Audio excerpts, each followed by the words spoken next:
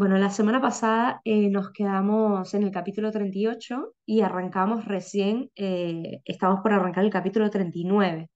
El capítulo 39 lo vamos a titular La destrucción de Jerusalén.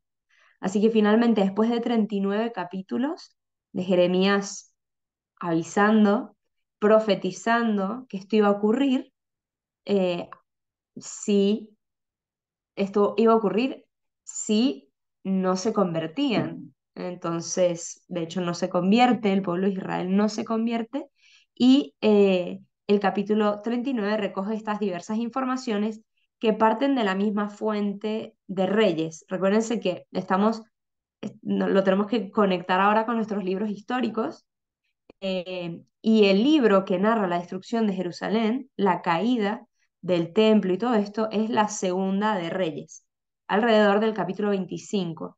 Entonces, lo mismo que se narra en la segunda de Reyes, capítulo 25, se narra ahora desde otra perspectiva en Jeremías 39. Y nos habla sobre la destrucción de Jerusalén por parte de los babilonios. Y obviamente, como gracias a Dios creo que aquí nadie nos ha tocado que un imperio nos venga a dominar y venga con toda su caballería y destrocen. Obviamente esto no ocurre en un día, ocurre en cuestiones de meses incluso, ¿no?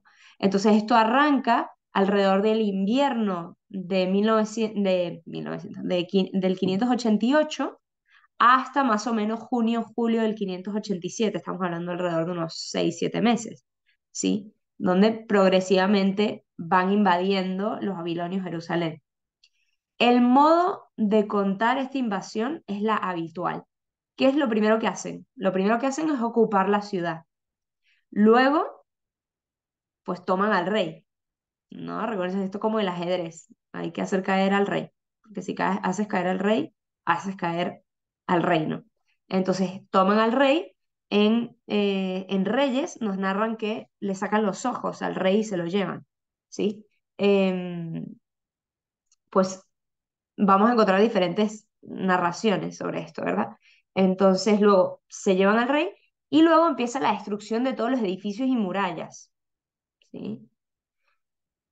Una vez que esto ha ocurrido, viene ya la deportación de los nobles, de la gente poderosa, ¿no? Sacan a todas las personas poderosas de Jerusalén. ¿Y quiénes quedan? Quedan los pobres, quedan los que no tenían tierras, quedan los mendigos, ¿no? Y de hecho son a ellos, a estos pobres, a los campesinos, a los cuales se les asigna las tierras en Judea. A ellos se les deja ahí, ellos no se les deporta, ¿sí? Esto puede tener una interpretación de que no les sirven de nada, entonces ¿para qué se los van a llevar? Y de este grupo es al que se refiere constantemente la escritura como el resto. El resto son los pobres, los campesinos, los que ni siquiera se lo quieren llevar a la deportación, porque no les representan ningún tipo de amenaza. Los dejan ahí, en Jerusalén, ¿no? Este capítulo pone un especial interés en la suerte de Jeremías, que Jeremías es tomado por la guardia de Babilonia, ¿no? De los babilonios, y hay como una orden especial de Nabucodonosor, emperador de Babilonia, para que tomen a Jeremías y lo custodien y lo confía a un hombre que se le llama Godolías. Este va a ser el futuro gobernador de Judea.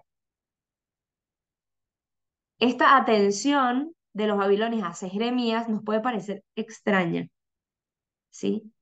Pero es coherente con la actitud del profeta, porque el profeta, digamos, a los ojos de los babilonios, estaba a favor de ellos.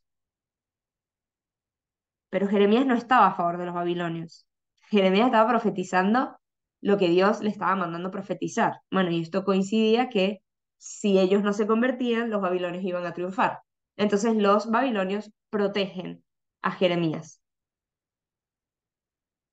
Muchas veces vamos a leer, perdón, que Nabucodonosor se le implica como en primera persona, pero esto es un artificio literario. Probablemente simplemente era porque al rey se le tenía que atribuir todas las empresas de los subordinados. pero no porque él en primera persona fuese a conquistar Jerusalén. Jerusalén no era tan importante, ¿sí? Era una nación chiquitita, no era un gran imperio, no era ir a invadir a Egipto, ¿no? Era una pequeña nación. Entonces, cuando vemos constantemente nombrar a Nabucodonosor como que llegó y tomó, no necesariamente fue que Nabucodonosor llegó ahí, sino que generalmente en la literatura antigua se le atribuía al rey cualquier tipo de empresa que los subordinados llevaban a cabo, como si el rey fuese un ser omnipresente de alguna manera, ¿vale? Bueno, esto es el capítulo 39, no nos vamos a detener mucho aquí y seguimos en el capítulo 40. ¿Qué pasa? El capítulo 40 lo vamos a titular Jeremías es arrestado por equivocación.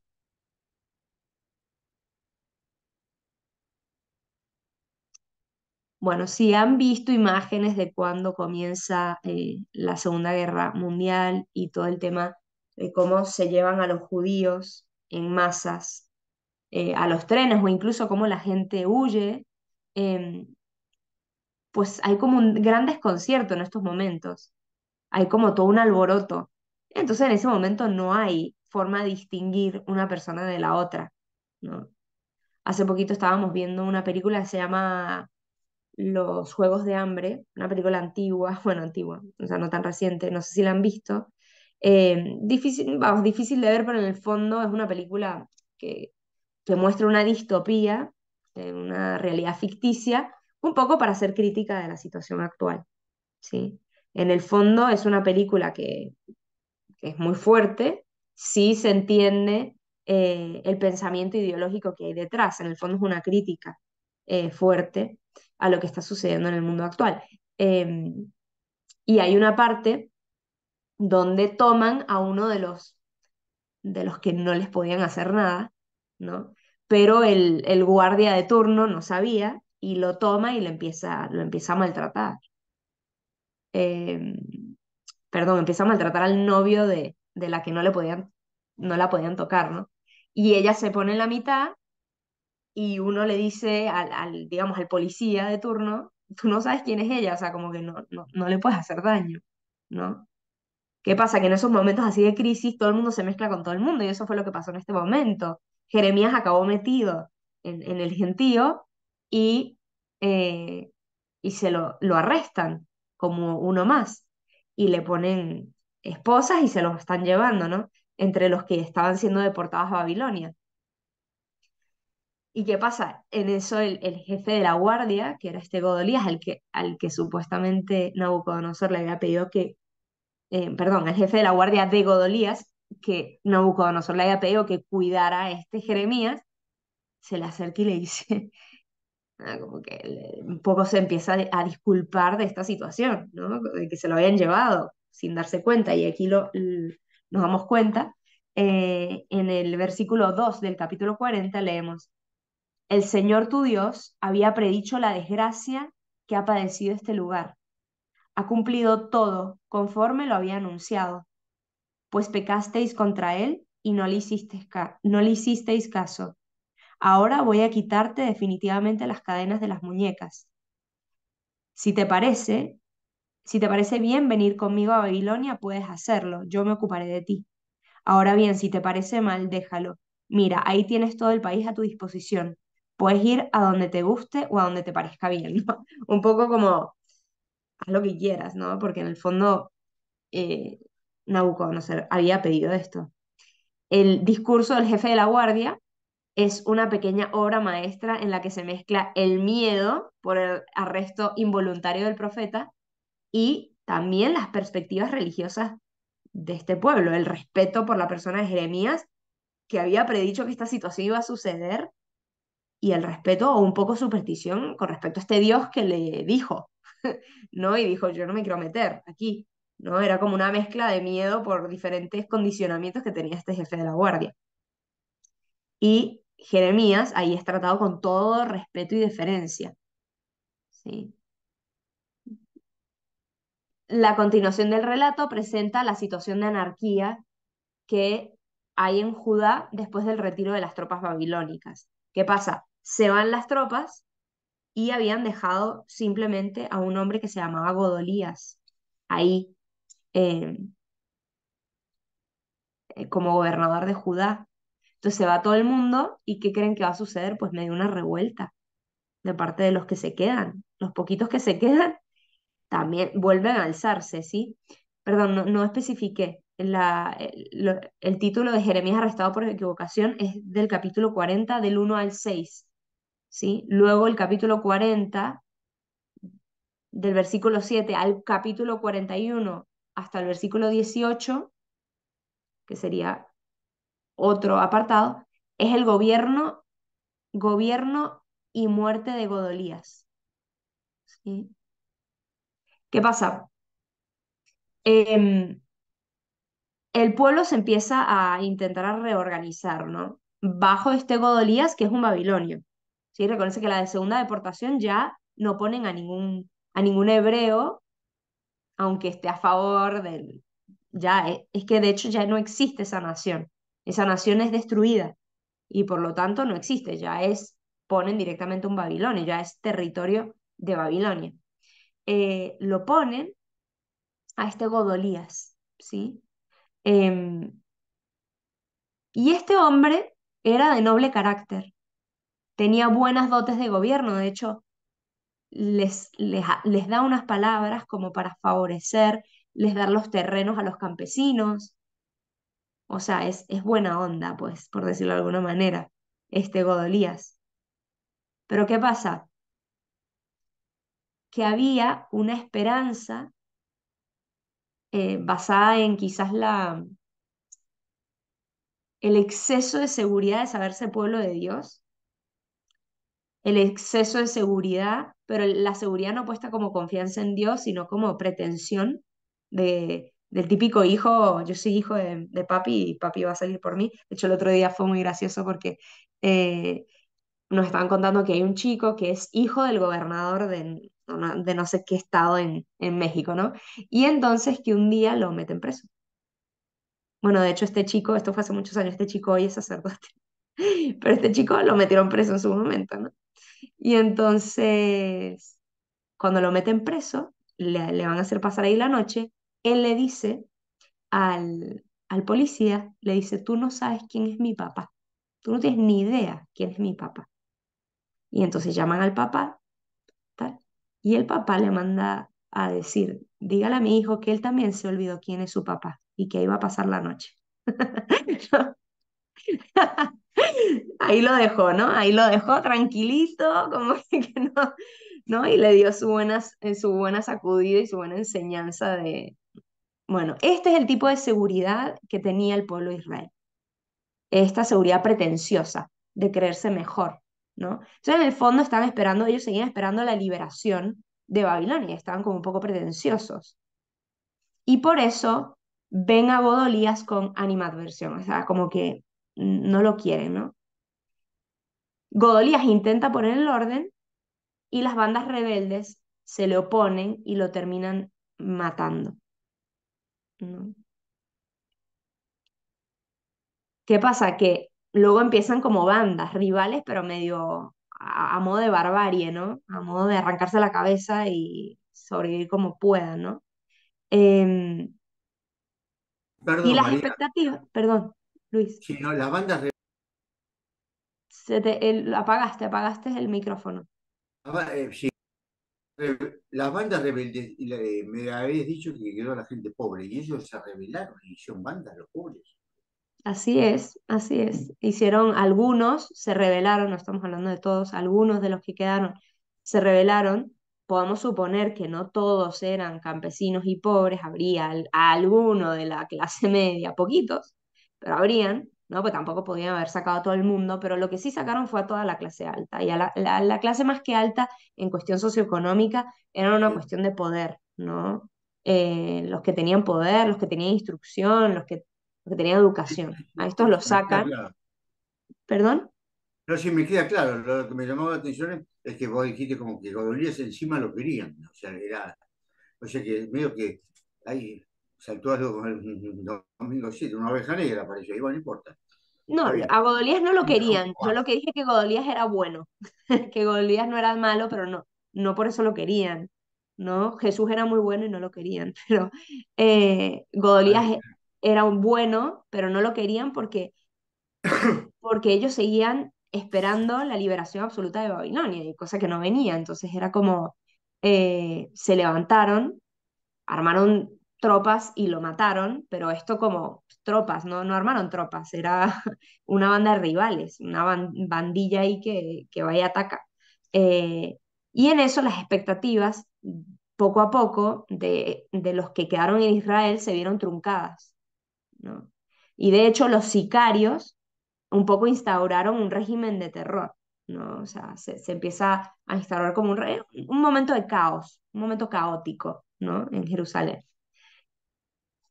Hasta tal punto que los que se quedan dicen, mira, ¿sabes qué? Aquí ya no vamos a ser liberados, vámonos. ¿Y a dónde creen ustedes que se querían ir? A donde siempre se quieren ir. ¿Quién se acuerda? Egipto. A Egipto. Miren lo mal pegados que siempre quedamos. Es una cosa impresionante, ¿no? O sea, cuando nos hacemos un ideario eh, de un supuesto lugar donde fuimos felices y donde ni siquiera fuimos felices. Ellos no fueron felices en Egipto. Fueron felices al inicio con José. Estamos hablando de siglos y todavía están pensando en esa época, ¿no? Y a mí me ayuda a pensar mucho cuando idealizamos ciertos periodos de nuestra vida, de nuestro matrimonio, de nuestra relación con nuestros hijos, del lugar donde vivíamos, de lo que sea, ¿no? Idealizamos a tal punto esas experiencias que pudieron haber sido buenas en su momento, que no acogemos la gracia del hoy que Dios nos está dando. Nos cerramos porque la nostalgia se apodera de tal modo de nosotros que estamos viviendo de lo que ya no tenemos, del bien que perdimos, que está en el pasado, que nos impide abrirnos al bien del presente, a gozar de él. Y de hecho es muy curiosa las palabras que le dirige Jeremías, ¿no? A- al pueblo. Vamos a leerlo. Esto es capítulo 42, ¿sí? Esta es otra parte, y se titula Jeremías llevado a Egipto. El pueblo le pide a Jeremías que interceda por ellos ante Dios, ¿sí? Recuérdense que en esta época, si bien todavía nosotros vivimos como que el sacerdote intercede por nosotros ante Dios, nosotros en nuestra cualidad de sacerdotes, en nuestro sacerdocio común, cuando somos bautizados, esto yo lo voy a repetir mucho, porque cada vez tenemos que ser más conscientes de nuestra condición bautismal, que somos sacerdotes, profetas y reyes. Reyes por nuestra dignidad real, somos hijos de Dios, somos a imagen de Dios. Hoy en una clase nos decía que hubo un debate que se llevó a cabo entre Ratzinger antes de que fuera papa y Habermas. Es un filósofo ateo. em, y Habermas en un punto eh, porque era uno de estos ateos, pero que son buena gente, ¿no? Eh, no- que buscan el bien, que se preocupan, tienen ética, ¿no? O sea, son personas que quieren el bien para el otro, ¿no? Y entonces él se preguntaba, ¿no? Y decía, este conflicto bioético que estamos viviendo, todo este tema de la violación de los derechos humanos, em, él se abría a la cuestión de, ¿no será que las personas que tradicionalmente han creído en la existencia de Dios, crea yo en ese Dios o no, no tendrán algo que decirnos? Como que, mira, la gente está pensando, vamos a abrir al diálogo, ¿no? La gente está pensando si está bien o no abortar, por ejemplo. Bueno, entonces vamos a ver qué dice la biología, vamos a ver qué dice la sociología, vamos a ver qué dice la filosofía, pero vamos a ver también qué dice los católicos, ¿no? Los teólogos católicos. Como una ciencia más de estudio, ¿no tendremos nosotros que preguntarle a esta gente de tradición religiosa cuál es su mirada del hombre? Y esto que ellos dicen que estamos hechos a imagen y semejanza de Dios, ¿no tendrá algo que decirnos? Lo creamos o no. ¿Qué antropología hay detrás de todo esto, no? Curioso que una persona estudiosa y una persona atea se abra ante las cuestiones complicadas de la humanidad del hoy a hacerse este tipo de preguntas. Este hombre está a un paso de la fe, ¿no? O por lo menos está abierto a ella. Bueno, eh, todo esto, por qué me fui por aquí? ¿Quién me puede regresar? Nos estabas diciendo que ellos le estaban pidiendo a Jeremías que le Ah, ruega bien. a Dios.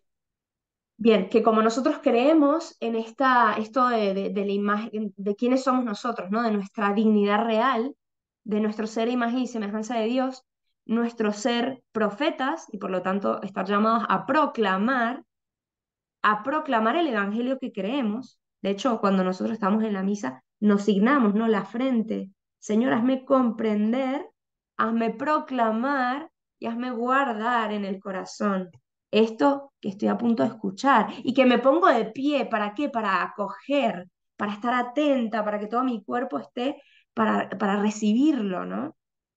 No hay nada como auxiliar en la liturgia.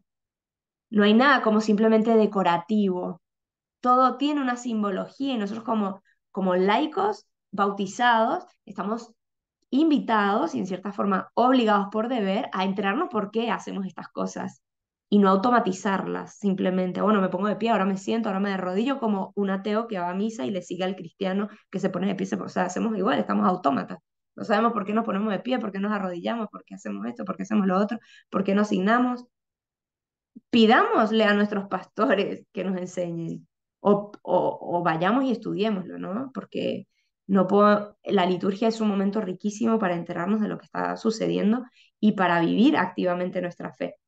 Entonces, y en esta condición tercera sacerdotal, que nos invita a ser intercesores de toda la creación ante Dios. Y por lo tanto, todo lo que nosotros hacemos, y por eso estos salmos, cielos y tierra, alaben al Señor. Nube, rocío, alabe al Señor. Hielos, porque yo, mi boca, mi alma, es el punto consciente de la creación que alaba a Dios en nombre de toda la creación, pero también de estos hermanos no creyentes. Entonces, ¿pero qué pasa? En la antigüedad era el sacerdote o el profeta el que intercedía ante Dios. De hecho, había esta separación entre el Santa Santorum y el pueblo. El pueblo no podía entrar al lugar donde estaba la presencia de Dios, pero este no es nuestro caso. Nosotros no solo podemos entrar a donde está la presencia de Dios, podemos comulgar la presencia viva de Dios. ¿Por qué? Porque Dios a lo largo de los años, como un buen alfarero que va trabajando el barro, ha ido preparando la humanidad para recibir la plenitud de la vida divina en nosotros. Estamos llamados a ser como Dios, a recibir la vida divina, a compartir la vida del Hijo. Dios abre la Santísima Trinidad para recibirnos y hacernos partícipes de su vida divina. Es que esto ni siquiera nos puede caber en la cabeza. Esa es la santidad a la que estamos llamados.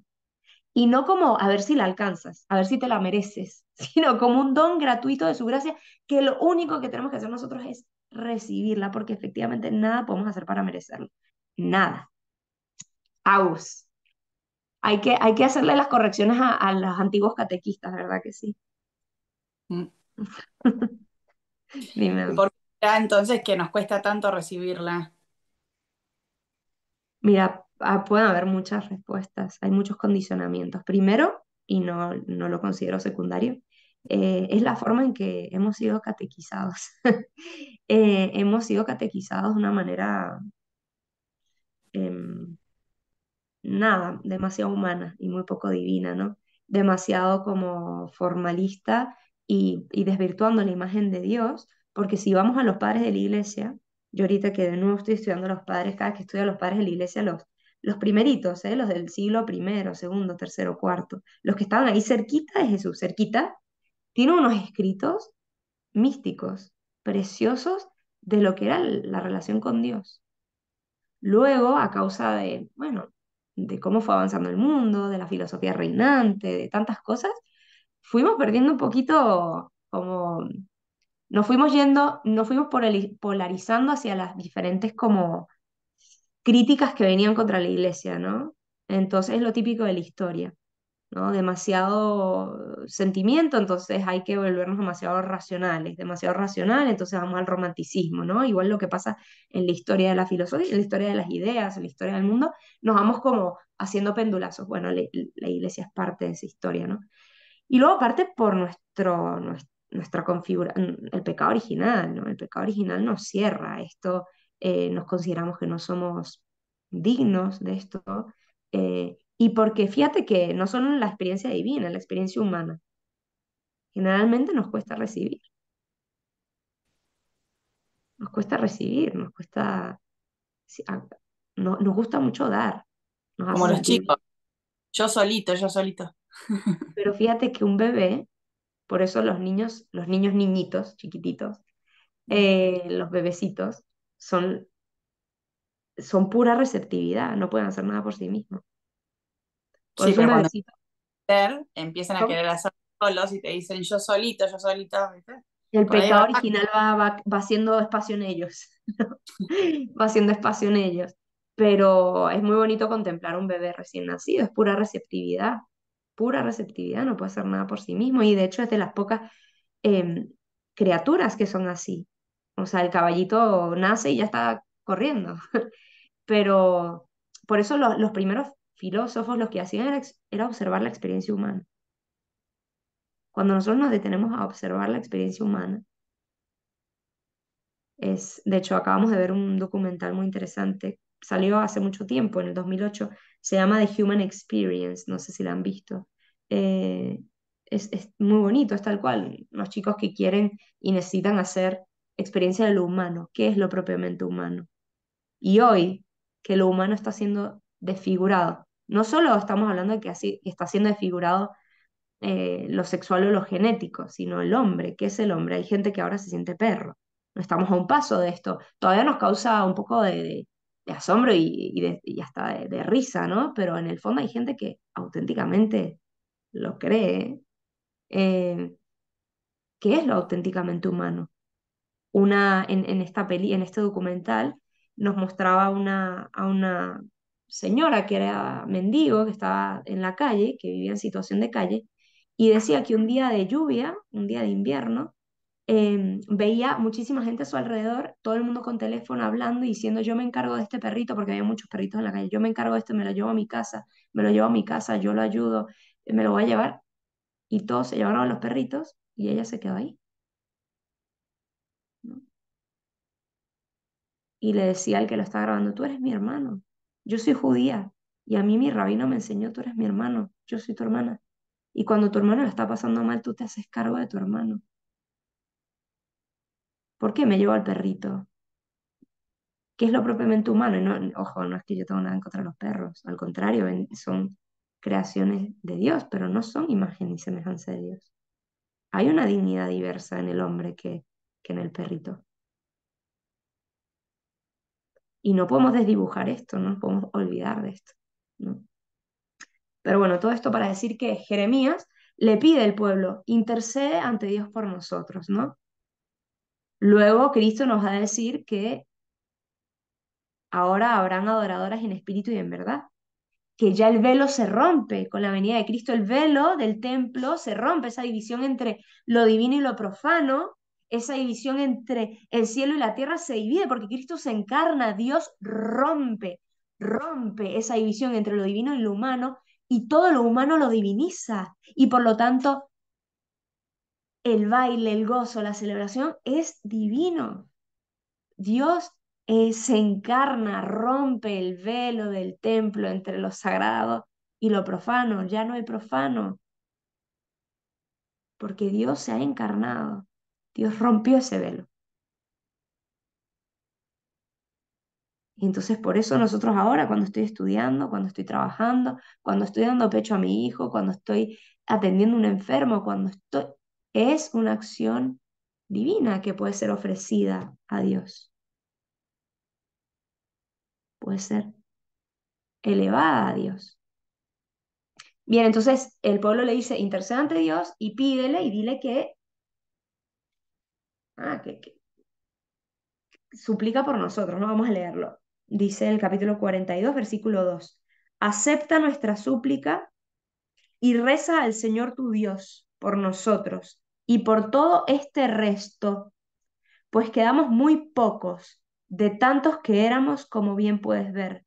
Que el Señor tu Dios nos indique el camino que hemos de seguir y lo que hemos de hacer.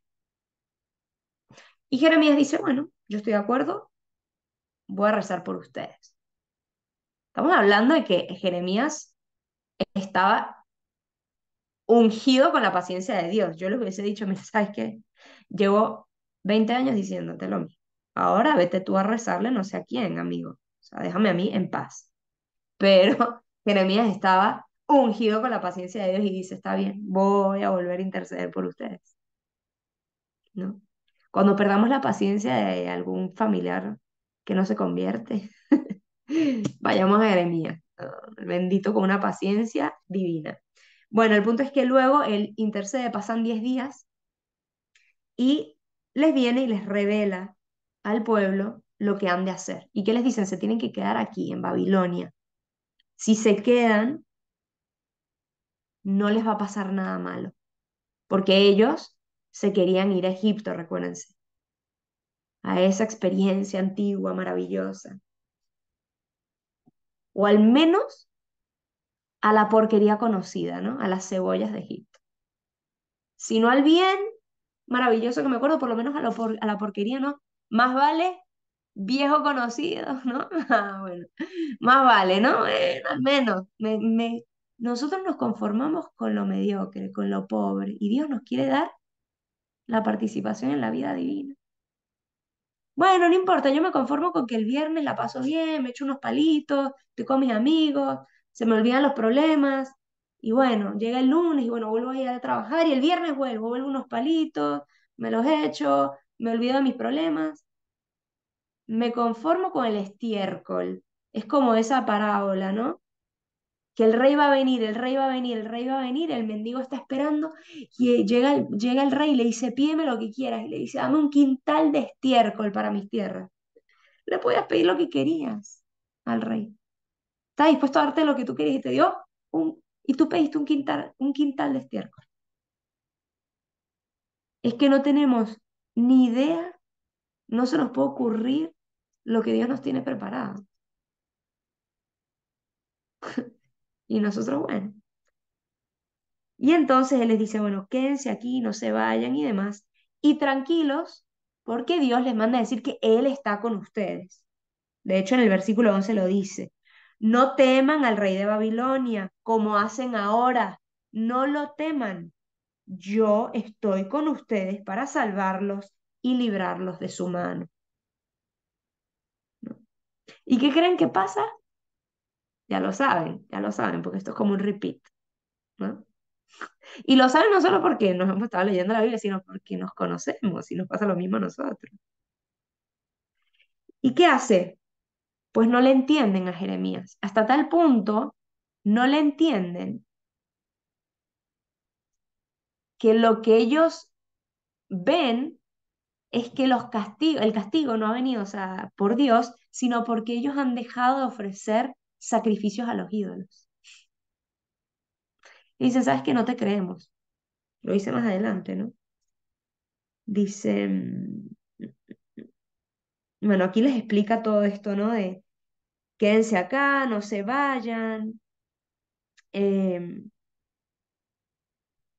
Creen que yéndose a Egipto piensan que no van a tener guerras, que no van a pasar hambre, pero en realidad en Egipto les va a ir mucho peor, les dice. No hagan eso. Y entonces, y luego les dice en el versículo 20, se han engañado a ustedes mismos rogándome que fuera el Señor su Dios, porque no están dispuestos a acoger la palabra de Dios. No están dispuestos a acoger la palabra de Dios.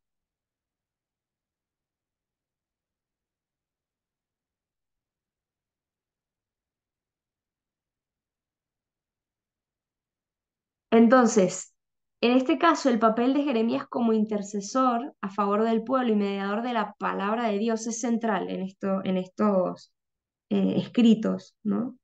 Lo vamos a ver constantemente, él intentando, pues, mediar entre Dios y el pueblo. Y quizá habríamos pensado que el acontecimiento de la destrucción de Jerusalén, preanunciado por el profeta, habría convencido a gran parte del pueblo que él era un auténtico enviado de Dios, ¿no? O sea, como que se estaba cumpliendo lo que él había dicho. Entonces ya, bueno, ya está, ¿no? Ya estaba comprobado que él era un auténtico enviado. Habíamos dicho que un profeta auténtico se comprobaba cuando sus palabras se cumplían. Y ya las palabras de Jeremías se cumplieron.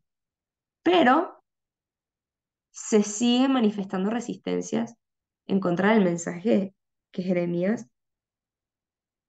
le está haciendo. Y en el capítulo 43, hasta el versículo 7, que sigue siendo de esta parte de Jeremías llevado a Egipto, se nos muestra con claridad este rechazo a su exhortación. Se niegan a obedecer al Señor. Pero Jeremías no podía renunciar a la misión que le había sido confiada.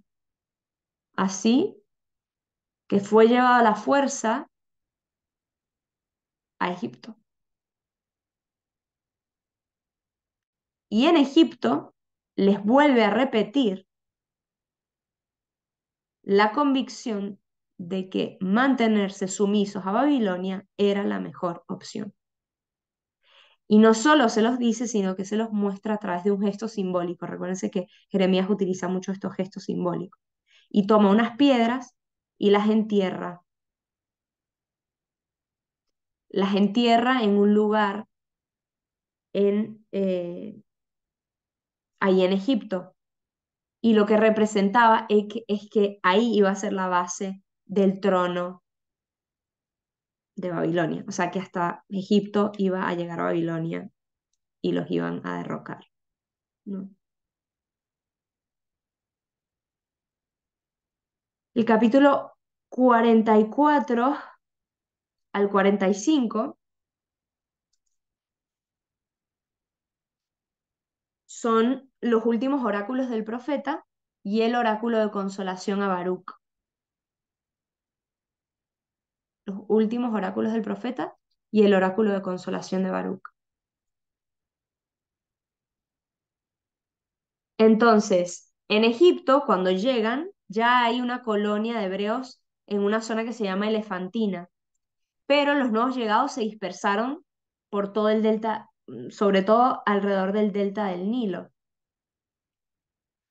Jeremías se dirige a estos hebreos recordando los acontecimientos que habían causado el abandono, eh, perdón, que habían sucedido a causa del abandono de Dios. Les empieza como a hacer un recuerdo, ¿sí? Recuérdense que esto se hace mucho en el Antiguo Testamento. Se les recuerda todo lo que han hecho y que por eso está pasando lo que está pasando. Les dice, cuando abandonaron a Dios aquí les pasó esto, cuando abandonaron a Dios aquí les pasó esto, ¿no? Les empieza a hacer todo un recorrido de lo que había sucedido. De hecho, vamos a hacer un pequeño paralelismo con el Nuevo Testamento. Vamos a leer un poquito del capítulo 44. Jeremías recibió esta palabra del Señor, destinada a toda la gente de Judá que se había establecido en territorio egipcio. Bueno, y nombra ahí unas ciudades. Y les habló así: esto dice el Señor del universo, Dios de Israel. Testigos son de las catástrofes que he descargado sobre Jerusalén y sobre las ciudades de Judá, que todavía pueden contemplar arruinadas y deshabitadas. Lo hice, es Dios hablando al pueblo, lo hice por las maldades que cometieron, pues me irritaron quemando ofrendas de incienso, dando culto a dioses extranjeros, que ni ellos, ni vosotros, ni vuestros antepasados conocían. Os envié continuamente a mis siervos, los profetas, para que os conminaran a no cometer esas abominaciones que tanto detesto. Pero no escucharon ni hicieron caso cuando les mandaba que abandonaran su maldad y que no hicieran ofrendas de incienso a otros dioses. ¿Sí? Bueno, y ahí sigue, ¿no? Le hace como toda la memoria de lo que han vivido durante todos estos años y por qué, como que por qué les ha llevado a que la situación sea hoy la que sea, la que es, ¿no? Esto de este envío continuo de profetas les recuerda algo del Nuevo Testamento, alguna parábola de la que habla Cristo.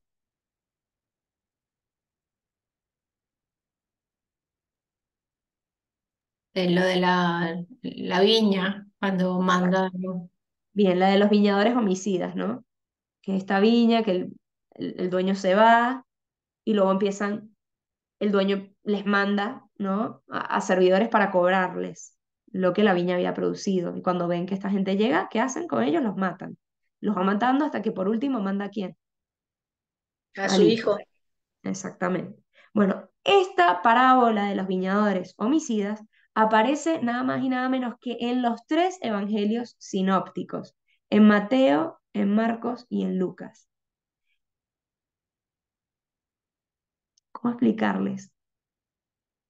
Los eventos más significativos son los que se repetían en los tres,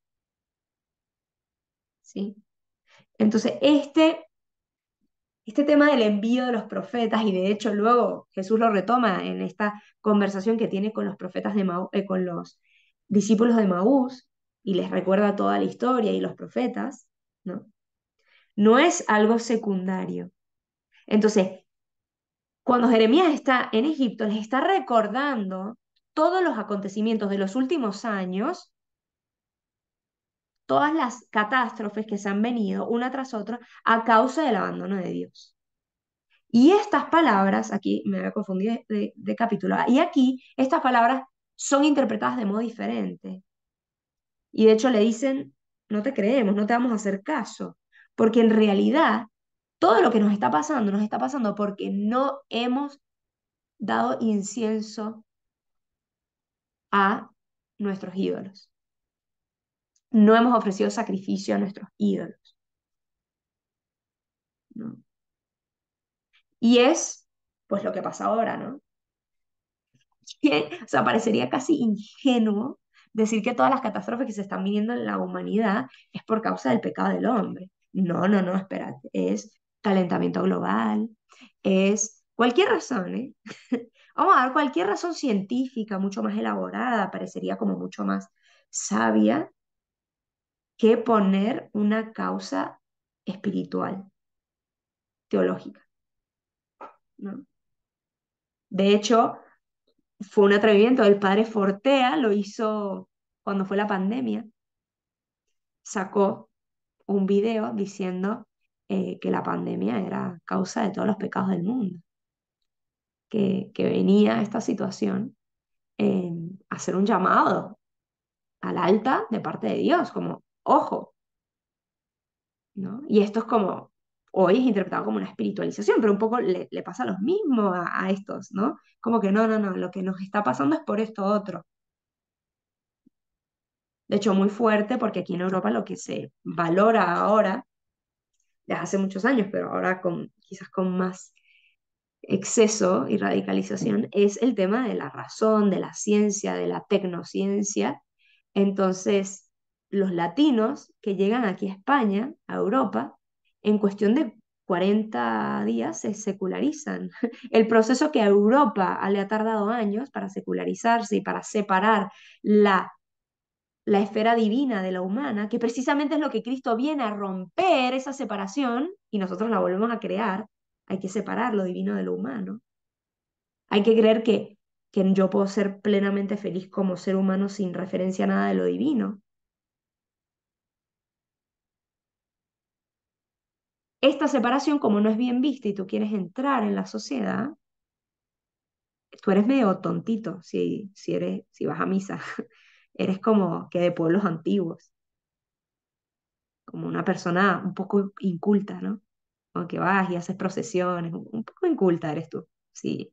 Si en una gran ciudad como Madrid, todavía en los pueblos españoles se valora, pero incluso los pueblos españoles, la gente que vive en los pueblos españoles cuando viene a Madrid, tiene que ser cosmopolita, ¿no? Y cuidado, y entran los temas religiosos, porque eso no es, eso es de gente ignorante. Tú para entrar, bueno, si eres religioso y sigues yendo a misa, bueno, por lo menos te escondes tu cadenita, porque pues si no eres como un campesino. Y todavía más los sudamericanos aquí en Europa. No solo eres campesino, es que eres sudamericano. Medio ignorante, ¿no? Porque donde se ha desarrollado la razón ilustrada es aquí en Europa. Y bueno, ojalá que nosotros no busquemos seguir los caminos de Europa en ese sentido, en otros sí, porque pues también ha sido sabia Europa, pero todo el camino en el que va andando, no sé si es punta de lanza para ser observada el humanismo que se ha desarrollado aquí en Europa, eh, o el antihumanismo, ¿no? O la deshumanización. Em, y entonces los hebreos bueno, un poco se justifican y dicen, no, todas estas desgracias han venido porque no hemos hecho nuestras, eh, antes cuando hacíamos estas ofrendas, ¿no? A estos dioses, nos iba bien, no carecíamos de nada. Y podemos pensar, no, es que si soy corrupto, si entro y empiezo a trabajar en ciertas cosas, si trabajo aquí, lo normal aquí los jóvenes es que trabajen de 9 de la mañana a 8 de la noche. Y hay algo que se le llama calentar silla. Te quedas porque si te vas más temprano, lo cual sería normal, 8 horas de trabajo, pues hay una lista enorme de jóvenes que quieren entrar a tu puesto. Entonces te quedas calentando silla, marcas la tarjeta a las 8 de la noche. Eso es echarle humo a la reina del cielo, de, a los diosesillos de antes, ¿eh?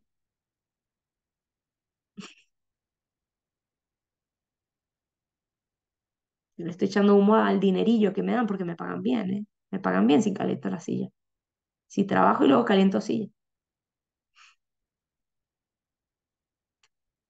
Bien, entonces Jeremías por eso anuncia un nuevo castigo a los exiliados en Egipto y les dice que para ellos todavía va a ser peor que para los que fueron deportados a Babilonia.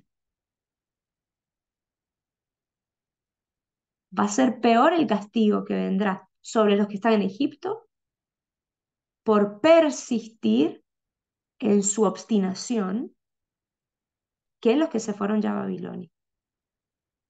Y el capítulo 45 contiene el mensaje de salvación anunciado a Baruch. ¿Se acuerdan que Baruch, por su fidelidad, se le iba a regalar un anuncio como de salvación, ¿no? Recuérdense que Jeremías había escrito como un primer, bueno, en realidad había sido Baruch, secretario de Jeremías, el que había escrito un primer volumen de este libro y se lo habían quemado, ¿se acuerdan? Eso lo expliqué la otra vez y entonces lo había tenido que volver a escribir. Eh, y aquí se le ofrece un oráculo a Baruch diciéndole bueno, que él va a estar salvado, ¿no? Por su servicio eh, y demás. Y se cree que este oráculo aparece aquí un poco para dar cierre a los escritos autobiográficos perdón, biográficos de Jeremías que probablemente los escribió Baruch, ¿no? Y así cierra con esto. Y ya del capítulo 46 al 51, que son los últimos capítulos, se le va a llamar Oráculo de las Naciones. No sé si se acuerdan que en el capítulo 25 vimos que una introducción a este oráculo, a estos oráculos, mejor dicho, sobre las naciones, ya no solo sobre Judá, sino sobre todas las demás naciones. 9 naciones, se hacen oráculos sobre 9 naciones que tienen relación más o menos directa con el reino de Judá. Algunas de estas naciones son Egipto, Filistea, Moab, ¿sí? Edom, Amón, hay varias, ustedes ya lo leerán luego. Pero, y la que tiene como más visibilidad es Babilonia, que se le dedica 2 capítulos enteros. El 50 y el 51 son capítulos dedicados a Babilonia. ¿Qué pasa? Desde el punto de vista literario, estas profecías, estos oráculos, se expresan en una forma poética de carácter épico. Hay muchísimas imágenes dramáticas con escenas bucólicas del castigo que va a sobrevenir sobre estas naciones. Em, Hay muchos detalles históricos en este escrito, de las personas, de los lugares. Entonces, son páginas muy interesantes desde el punto de vista histórico, para nosotros, un poco arduas, ¿no? Porque van a aparecer muchos nombres, muchos lugares, pero lo que nos interesa es que los mensajes proféticos que se van a anunciar a cada una de las naciones son generalmente castigos. ¿Por qué? Bueno, debido sobre todo a la violencia y a la hostilidad que estas naciones han tenido hacia el pueblo de Dios. En algunos casos, estos oráculos terminan con palabras de esperanza. Y esto es muy bonito, porque estas palabras de esperanza no son solo para Israel, sino para las mismas naciones enemigas. Les voy a mostrar un par de ejemplos. En el capítulo 46, versículo 26b, la segunda parte del versículo 26, se van a fijar que es el oráculo contra Egipto, pero al final dice, pero una vez que pase todo esto, será habitada como en los tiempos antiguos, ¿no? Como que una vez que la arrase y la castigue y demás, posteriormente hay algo de esperanza. Igual en el capítulo 48, versículo 47, el último versículo antes de que acabe el capítulo 48, dice, pero después, con el paso del tiempo, cambiaré la suerte de Moab. Estamos hablando del oráculo contra Moab, ¿no? Con el paso del tiempo cambiaré la suerte de Moab. En el capítulo 49, versículo 6, dice, pero después cambiaré la suerte de Amón, ¿no? Ahí vemos, muchas veces nos hemos tenido como la imagen del Dios que castiga, en realidad es el Dios que salva, el Dios que cambia la situación, el Dios que siempre da esperanza, porque al final siempre hay esperanza. Cristo muere pero resucita, ¿no? O sea, siempre hay esperanza, siempre, siempre, ¿no? El capítulo 49, versículo, ya les dije, versículo 6, y el versículo 39, que dice después, allá en el futuro, cambiaré la suerte de Elam. Fíjense que siempre es el tema de cambiar la suerte, ¿no? Suerte aquí no como supersticioso, algo así como al azar, sino como el devenir, cambiaré el devenir, cambiaré la situación, ¿sí?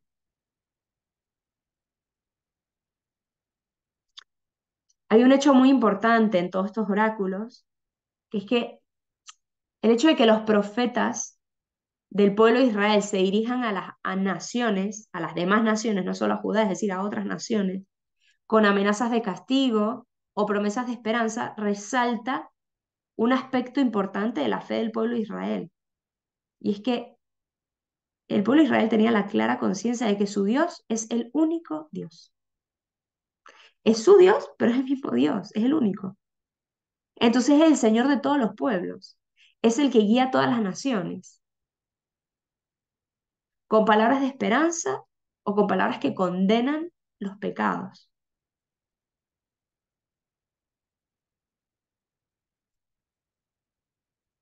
Vamos a indicar un tema nada más brevemente, es el tema del oráculo contra Egipto. Hay 2 oráculos contra Egipto que nos muestran al ejército del faraón derrotado. Todos estos oráculos son profecías, no son cosas que están sucediendo, son profecías.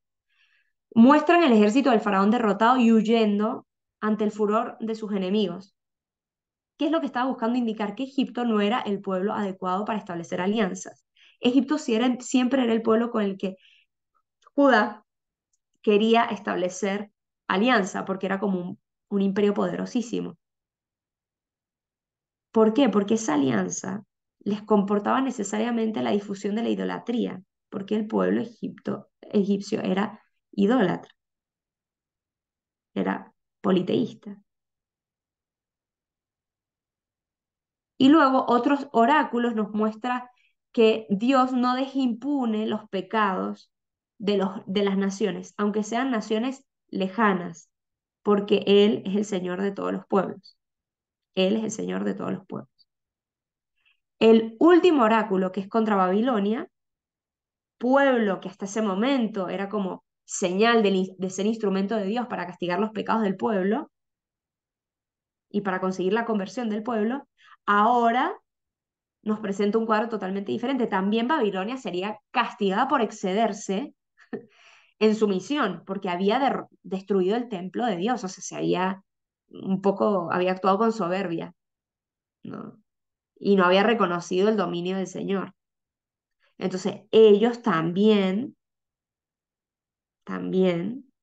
tendrán su castigo y se les preanuncia la destrucción de Babilonia. La conclusión del capítulo 51, ¿cuál es? Es una acción simbólica. Parece que la hizo un cierto Seraías, va a variar este nombre dependiendo de la traducción, que probablemente el hermano de Baruch. Jeremías le había pedido, em, Jeremías había hecho un escrito, ¿no? Em, que le había pedido a Seraías que fuera a Babilonia a leer públicamente estas amenazas contra la ciudad y que terminada la lectura debía atar el rollo con una piedra y echarla a las aguas del Éufrates, diciendo que así se hundirá Babilonia y no se levantará de las desgracias. El texto confirma la libertad con la que Jeremías siempre actuó. Él no estaba a favor de Babilonia, él no era partidario de Babilonia, él no jugaba al traidor, él simplemente estaba movido por cumplir su misión profética. Y habla con claridad a quien tiene que hablar con claridad.